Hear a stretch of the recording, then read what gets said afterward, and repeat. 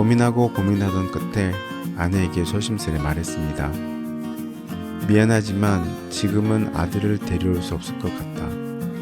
데려오기는커녕 아들이 있다는 이야기조차 말하기 어려울 것 같다고 했습니다. 아내는 눈물을 머금고 아직 2돌도 지나지 않은 아들과의 생이별을 받아들여 주었습니다.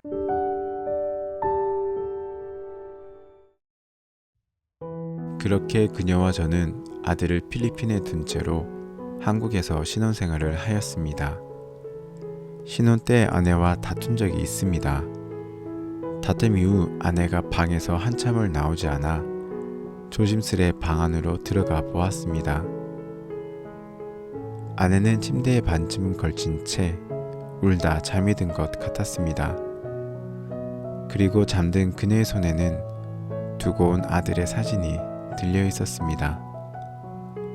제가 아무리 노력했어도 아들을 두고 온 아내의 마음을 그때에는 모두 알 수는 없었습니다. 그러나 이제 아들처럼 그녀를 닮은 2 딸을 낳아 그 자라나는 모습을 보니 그때의 아내는 나의 그 어떠한 희생보다도 더 큰 희생을 하고 있었다는 것을 알게 되었습니다. 결혼 직후는 아직 사업을 하던 중이어서 약속대로 필리핀에 방문할 수 있었습니다. 결혼 후 2번째 크리스마스가 오기 전 필리핀에서 생활할 기회가 생겼습니다. 사업이 망하고 지인의 권유로 시작하게 된 필리핀 생활이었지만 필리핀에서 아들과 함께 생활할 수 있다는 것만으로도 많은 것이 긍정적으로 보였습니다.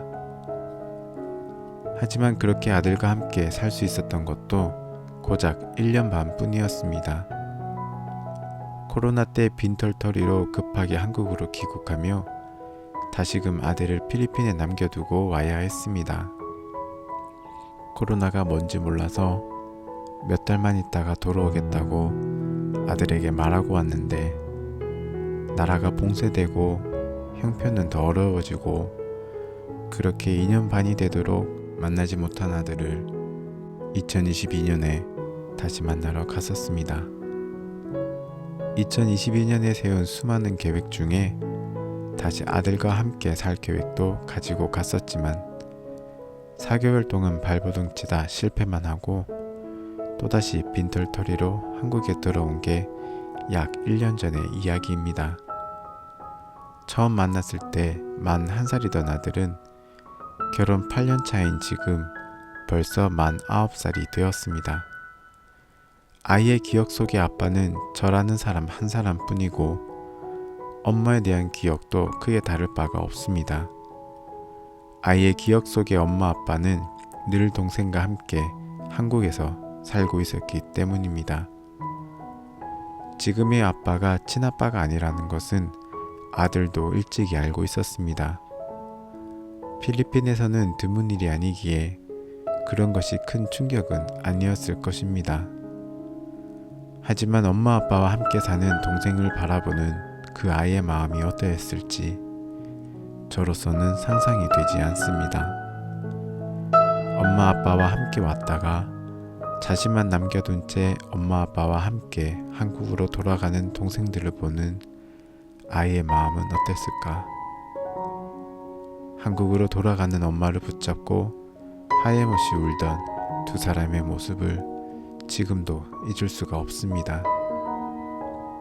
형편이 좀 나아지면 가족들에게 알리고 한국으로 데려오려고 생각했지만 형편은 나아질 기미가 보이질 않고 그러는 새 아들은 이미 우리와 다른 문화 속에서 점점 더 자라고 있었습니다. 9살 생일이 지나자 이제는 더 이상은 안 되겠다고 생각했습니다. 1, 2년이면 될 줄 알았던 기다림의 시간이 7년이 훌쩍 넘어버렸습니다. 그래서 이번에는 반드시 데려오기로 작정하였습니다.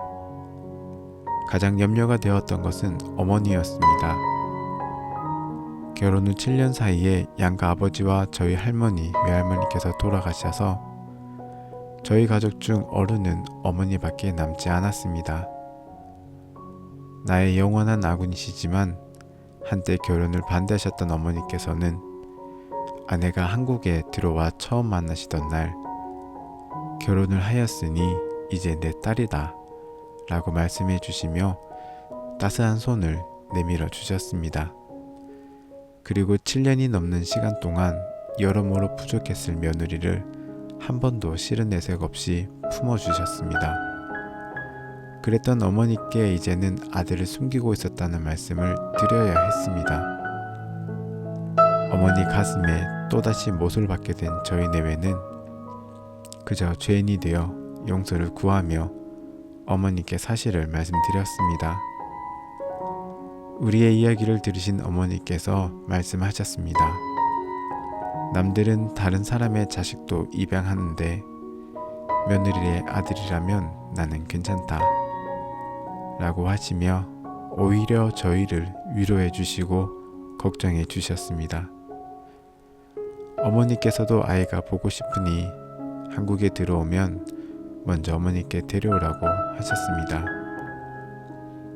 그렇게 어머니께 말씀드리고 작년 12월 크리스마스가 되기 전 아내와 두 딸을 먼저 필리핀으로 보냈습니다. 저는 경비를 마련하기 위해 한국에 남아 2달가량 기러기 아빠 생활을 하고서 드디어 아들을 데리러 가기 위해 필리핀행 비행기에 홀로 몸을 실었습니다.